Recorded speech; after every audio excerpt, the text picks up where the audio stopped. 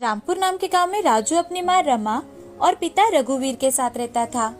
राजू के पिता गरीब किसान थे। उनके खेत में एक बहुत ही पुराना पीपल का पेड़ था।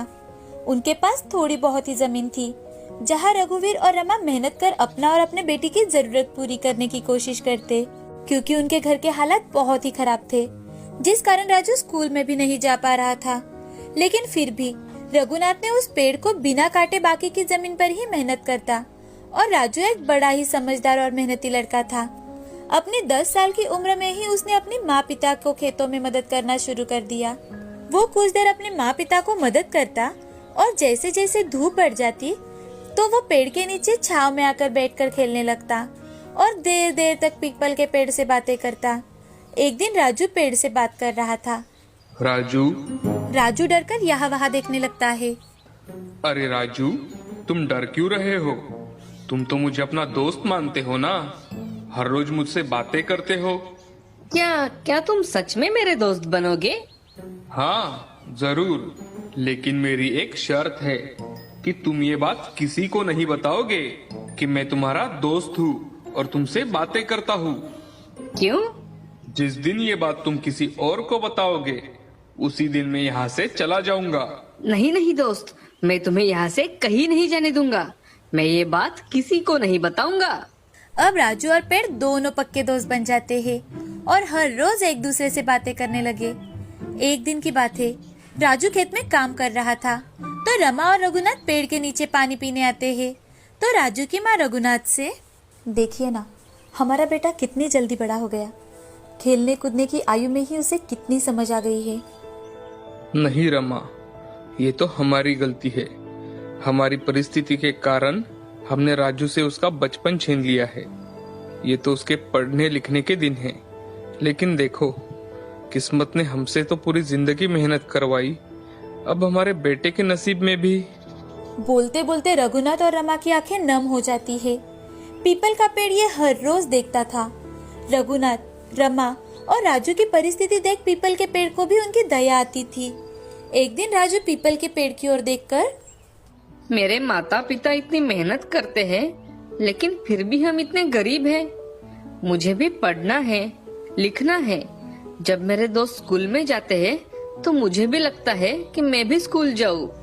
तभी उसे हंसने की आवाज सुनाई देती है और पीपल का पेड़, जो सच्ची ईमानदारी से मेहनत करते हैं, भगवान तो उनकी परीक्षा लेते ही है। भगवान को तो मैंने नहीं देखा, क्या आपने देखा है? राजू की बातें सुनकर पेड़ हंसने लगा।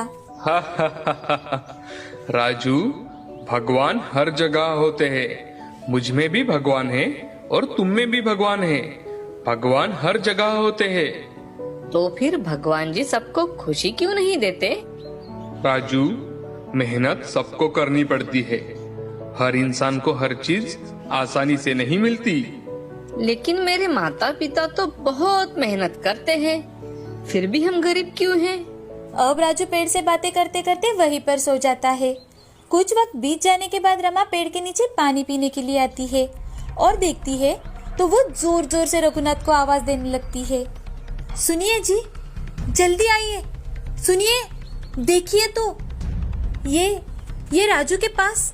रमा को घबराते बोलता देख रघुनाथ वहां पर भागते हुए आ जाता है। तो उसे भी अपनी आंखों पर विश्वास नहीं हो रहा था कि तभी राजू अपनी माँ की आवाज सुनकर उठ जाता है। तो वो देखता है कि उसके चारों ओर पीपल के सोने के पत्ते गिरे हुए हैं।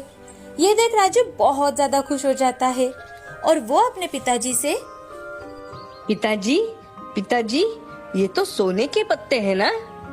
रघुनाथ उन पत्तों में से एक पत्ता अपने हाथ में उठाता है और उस पत्ते को यहाँ वहाँ से देखने लगता है और अपने बेटे रघुनाथ से, अरे हाँ बेटा, ये तो सोने के पत्ते हैं। हमारे तो भाग ही खुल गए। अब रघुनाथ, रमा और राजू तीनों मिलकर पीपल के सोने के पत्ते उठाते हैं और घर चले जाते हैं। आज वो तीनों बड़े ही खुश थे तो आराम से सो जाते हैं। दूसरे दिन सुबह उठकर रघुनाथ उन पत्तों को शहर लेकर जाता है और उन पत्तों को सोनार के पास बेचकर कई सारे पैसे लेकर आता है। दूसरी ओर राजू खेत में जाता है और पीपल के पेड़ से, दोस्त, ये सब तुमने किया है ना? अब तुम्हारे कारण ही हमारी पूरी जिंदगी बदलने वाली है। राजू, मैंने जो किया वो सब तुम्हारी और तुम्हारे परिवार की मेहनत देखकर किया है। आज से तुम अपने स्कूल भी जा पाओगे, तुम्हारी हर एक समस्या हल हो जाएगी। लेकिन बेटा, एक बात हमेशा याद रखना, मेहनत करना कभी मत भूलना।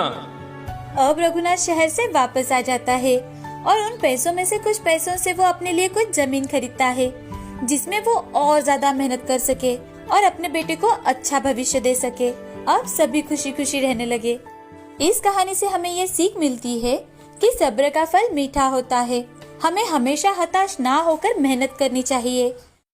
इगतपुरी नाम के शहर में मयंक अपनी पत्नी रेवा के साथ रहता था। बचपन से ही मयंक अनाथ था। वो लोगों के घर को कलर कराने का काम करता था और उसी में अपना और अपनी पत्नी का गुजारा किया करता था। उसकी आर्थिक स्थिति कुछ ज्यादा अच्छी नहीं थी, जिस कारण मयंक की पत्नी उससे हमेशा ही नाराज रहती थी। मयंक एक ईमानदार और बड़ा ही मेहनती इंसान था, साथ ही बड़ा दयालु इंसान था। अगर कोई उससे मदद मांगता तो वो कभी भी पीछे नहीं हटता था और ये बात रेवा को बिल्कुल पसंद नहीं थी। एक दिन हमेशा की तरह मयंक काम पर निकलता है। तभी रेवा मयंक से, अजी सुनते हो, घर में खाने के लिए कुछ भी नहीं है। काम से आते समय बाजार से कुछ सामान लेकर आना और आज 2 रोटी और चटनी ही दी है, वही समय पर खा लेना। अच्छा ठीक है, मैं आज ही कुछ पैसे एडवांस मांगता हूँ और लौटते समय कुछ सामान ले आऊंगा, ठीक है? हाँ, लेकिन याद से लाना, नहीं तो शाम को भूखे पेट ही सोना पड़ेगा। मयंक काम करने के लिए घर से निकल जाता है।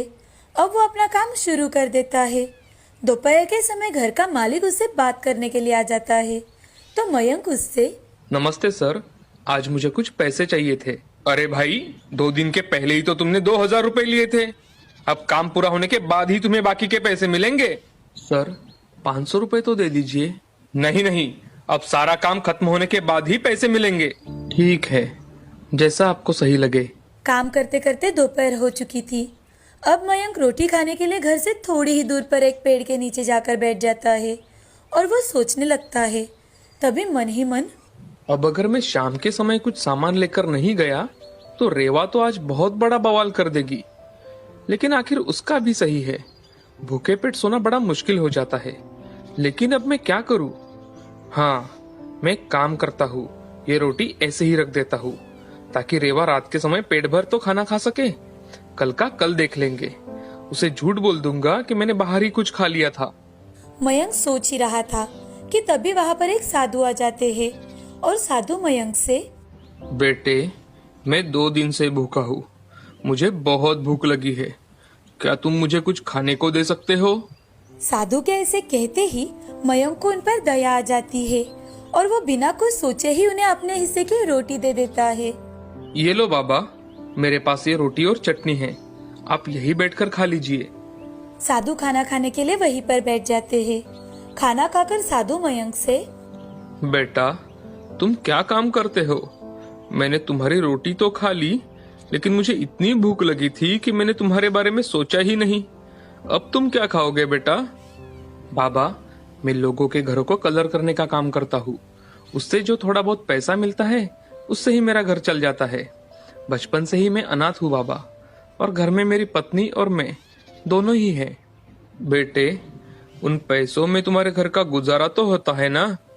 साधु की बातें सुनकर मयंक दुखी मन से उनकी ओर देखने लगता है। तभी साधु, कोई बात नहीं बेटा, तुम मुझे एक अच्छे और भले इंसान नजर आते हो। तुमने अपनी भूख के बारे में ना सोचकर मुझे खाना खिलाया है, इसलिए मैं भी तुम्हें कुछ देना चाहता हूँ। ये लो, मैं तुम्हें एक ये जादुई कढ़ाई दे रहा हूँ। तुम इस कढ़ाई से रात के समय जो भी मांगोगे वो तुम्हें मिल जाएगा, और जो भी पकवान तुम बनाना चाहते हो वो इसमें बन जाएगा। तुम्हें सिर्फ एक काम करना होगा, इसे चूल्हे पर रखकर मन में उस पकवान के बारे में सोचना होगा। आज के बाद तुम्हें किसी चीज की कमी नहीं होगी बेटा। ऐसा कहकर साधु वहाँ से चले जाते हैं। साधु जाने के बाद मयंक वहीं पर वो कढ़ाई रख देता है और अपना काम पूरा करने लगता है। शाम के वक्त अपना काम पूरा कर मयंक उस कढ़ाई को लेकर अपने घर लौटता है। उसे देख रेवा, ये क्या, आप ये कढ़ाई क्यों लेकर आए हो? अरे मैंने खाने की चीजें लाने के लिए कहा था, अब क्या आज भी भूखे पेट ही रहना होगा? रेवा की बात पूरी होते ही मयंक रेवा को साधु की कही बात बताता है। वो बात सुनते ही रेवा गुस्से से वो कढ़ाई चूल्हे पर रख देती है। अच्छा, तो ये जादुई कढ़ाई है। अगर इस कढ़ाई को मैं सोने के सिक्के मांगू तो क्या यह कढ़ाई मुझे दे देगी? ऐसा कहकर वो गुस्से गुस्से में ही सो जाती है। दूसरे दिन सुबह उठकर वो सोच में पड़ जाती है कि आखिर अब वो मयंक को खाने में क्या बना कर दे। सोचते सोचते वो चूल्हे पर पानी गर्म करने के लिए जाती है तो कढ़ाई में सोने के सिक्के देखकर चौंक जाती है और मयंक को जोर जोर से आवाज लगाते हुए, सुनिए जी, देखिए तो, देखिए कैसा चमत्कार है ये। अरे ये तो सच में जादुई कढ़ाई है। रात को आपने देखा था ना, मैंने तो गुस्से से ही इसे चूल्हे पर रख दिया था। हाँ रेवा, ये सचमुच की एक जादुई कढ़ाई है। हम इस कढ़ाई की सहायता से हमारे जैसे बहुत से अनाथ लोगों की सेवा कर सकते हैं। मुझे लगता है अनाथ होने के कारण हमने जो दिन बचपन में देखे हैं वो कोई ना देखे। हाँ ठीक है, लेकिन सबसे पहले हम पेट भर खाना और रहने के लिए एक अच्छा सा घर बनाएंगे और उसके बाद सब लोगों की मदद करेंगे। अब मयंक और रेवा जादुई कढ़ाई से पेट भर खाना और रहने के लिए एक साधारण सा घर मांगते हैं, क्योंकि भूख और झोपड़ी में ना सही जाने वाली ठंड, गर्मी और बारिश सब कुछ उन दोनों ने सहा था। अब वो बिना लालच के अनाथ बच्चों की सेवा करते हैं। उन्हें रहने के लिए अच्छा घर, कपड़े, पढ़ाई करने के लिए किताबें और पेट भर कर खाना देते हैं और मेहनत भी करते हैं ताकि उनके मन में कभी भी आलस या फिर लालच ना आ पाए। उसी से उन दोनों को बहुत खुशी मिलती है। अब मयंक और रेवा की जिंदगी में किसी चीज की कोई कमी नहीं थी। वो दोनों खुशी से अपनी जिंदगी जी रहे थे। अब उन्हें अनाथ बच्चों के रूप में कई सारे बच्चे मिल चुके थे जो इन दोनों को माता पिता कहते थे। दोस्तों, हमें इस कहानी से ये सीख मिलती है कि जिंदगी में हमारे साथ कोई चमत्कार हो या ना हो, हमारे पास पैसा हो या ना हो, हमें हमारा कार्य करते ही रहना चाहिए। दूसरी बात ये है कि हमारे पास पैसे आने के बाद भी हमें हमारा कार्य करना चाहिए। एक समय की बात है, आनंद सागर नाम का एक बहुत ही सुंदर गांव था। उस गांव में विक्रम नाम का एक बहुत ही मेहनती किसान रहता था। विक्रम के पास 2 बैल थे।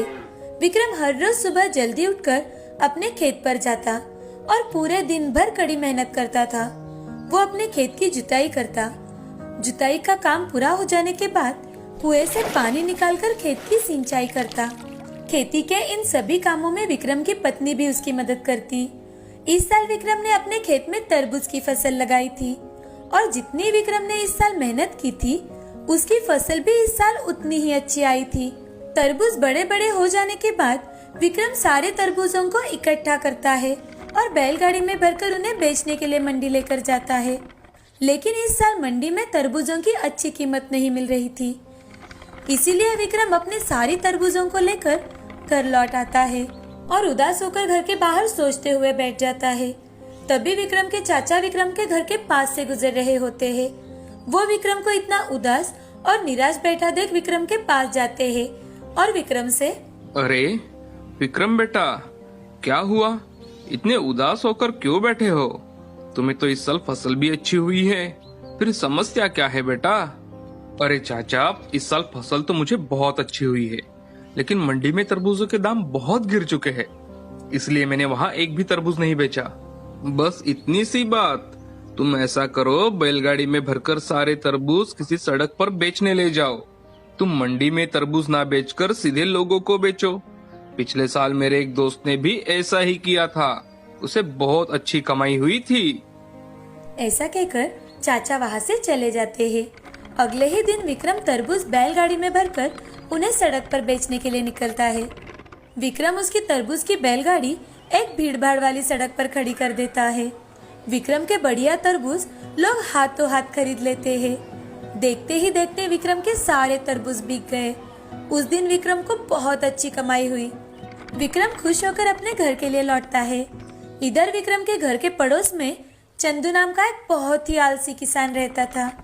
विक्रम की अच्छी कमाई हो रही है ये देख चंदू बहुत चौंक जाता है और जब वो विक्रम को पैसों से भरी थाली घर में लेकर जाते हुए देखता है, तब चंदू चुपके से विक्रम की सारी बातें सुन लेता है कि कैसे तरबूज बेचकर विक्रम ने इतने सारे पैसे कमाए हैं। अगले दिन से चंदू भी हल लेकर तरबूज की खेती करने के लिए अपने खेत की तरफ निकलता है। चंदू भी अपने खेती की जुताई करता है और फिर तरबूज के बीज अपने खेत में डालता है। चंदू तरबूजों को जल्दी बड़ा करने के लिए अपने खेत में जमकर केमिकल का इस्तेमाल करता है और इसी तरह उसके खेत के तरबूज जल्दी बड़े हो जाते हैं। चंदू जब एक तरबूज को फोड़कर देखता है तो उसे पता चलता है कि अभी तक तो तरबूज लाल भी नहीं हुए हैं। अरे, ये तरबूज अभी तक लाल ही नहीं हुए, अब मैं क्या करूं? तभी चंदू के दिमाग में एक तरकीब आती है। वो अपने सभी तरबूजों को लेकर घर पहुंचता है और बाजार से तरबूज लाल और मीठे करने वाला केमिकल खरीद लाता है और इंजेक्शन के जरिए सभी तरबूजों को अंदर से लाल कर देता है और सोचता है, अब तो मेरे तरबूज खूब बिकेंगे और मैं भी विक्रम के बराबर पैसा कमा पाऊंगा।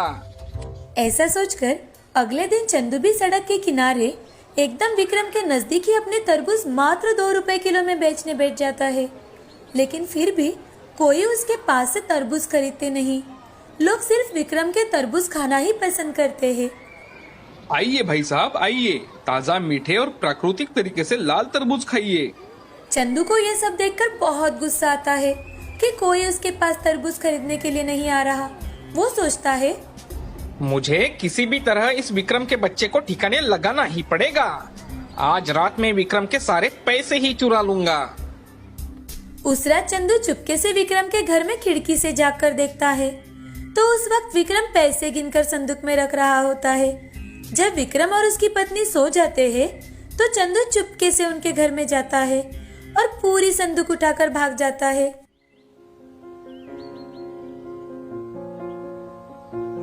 अरे विक्रम, क्या हो गया? इतना दुखी होकर क्यों बैठे हो भाई? अब क्या बताऊं भाई साहब, कल रात को कोई मेरे घर से पैसे चुरा कर भाग गया। मैंने पैसे संदूक में रखे थे, कोई पूरी संदूक ही उठा कर ले गया। मैं तो बर्बाद हो गया। अब मैं क्या करूंगा? थोड़ा ध्यान रखा करो विक्रम। अब जो हुआ सो हुआ। अब अपने खेत पर जाओ और दोबारा काम में जुट जाओ। ईश्वर तुम्हारी जरूर मदद करेगा। बेचारा विक्रम निराश और हताश होकर अपने खेत की तरफ जाता है। जब विक्रम अपने खेत में आ पहुंचता है तब उसे बहुत ही बड़ा और चमकीला तरबूज दिखाई देता है। इतने बड़े तरबूज को देखकर विक्रम चौंक जाता है। तभी वहां एक देवी प्रकट होती है और विक्रम से, विक्रम, ये एक जादुई टंकी है। मैंने देखा है कि तुम अपनी फसल उगाने के लिए बहुत मेहनत करते हो। मेरी तरफ से ये तुम्हारे लिए एक इनाम है। ये लो, ये एक जादुई छड़ी है। जब भी तुम इस छड़ी को टंकी पर 3 बार मारोगे तो ये टंकी जूस से भर जाएगी। और एक बात हमेशा याद रखना, टंकी भरने के बाद इसे एक काले कपड़े से ढक देना, तभी इसका जूस बनना बंद हो जाएगा, वरना ये बढ़ता ही रहेगा। इस टंकी का जूस बेचकर तुम बहुत सारा धन कमा सकते हो और उस धन से तुम हमेशा गरीब लोगों की मदद करते रहना। ऐसा कहकर देवी अदृश्य हो जाती है। विक्रम उस टंकी को उठाकर अपने घर पर आता है और अपनी पत्नी को सारी बात बताता है। अरे भाग्यवान, तुम्हें पता है देवी माँ ने मेरे मेहनत के इनाम के लिए मुझे ये जादुई टंकी दी है। ये टंकी जूस देती है, जूस। जैसे ही इस छड़ी को इस टंकी पर 3 बार मारा तो ये टंकी जूस से भर जाती है। विक्रम अपने पत्नी को सब कुछ करके दिखाता है और उस पर एक काला कपड़ा डालकर उसे रख देता है। अगले दिन से विक्रम लोगों को तरबूज का जूस पिलाने का काम करता है। और लीजिए भाई साहब, तरबूज का जूस सेहत के लिए बहुत फायदेमंद होता है। जल्द ही विक्रम के पास तरबूज का जूस पीने वालों की भीड़ लगने लगती है। जादुई टंकी से विक्रम की खूब कमाई होती थी। विक्रम अब बहुत ही जल्दी अपने लिए एक बड़ा घर बना लेता है। इधर चंदू विक्रम की सफलता देखकर बहुत दुखी होता है और फिर से विक्रम के घर जाकर चुपके से विक्रम और उसकी पत्नी की बातें सुनता है। भाग्यवान, जादुई टंकी की मदद से हम इतने अमीर हो पाए हैं। अगर ये टंकी हमें नहीं मिलती तो आज भी हम गरीब ही रहते थे। इधर चंदू चुपकर विक्रम की सारी बातें सुन लेता है। जब रात हो जाती है तो राघव जादुई टंकी चुराने की सोचता है। अगर मैं इस विक्रम की जादुई टंकी को चुरा लूं तो मैं भी बहुत अमीर बन जाऊंगा।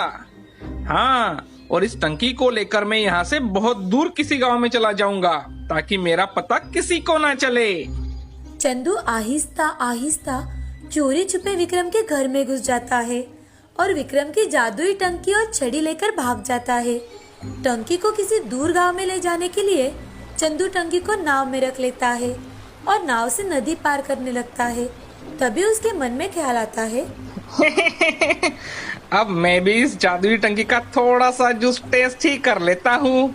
चंदू को टंकी में जूस कैसे लाना है ये तो पता था, लेकिन उस जूस को कैसे बंद करना है ये पता नहीं था।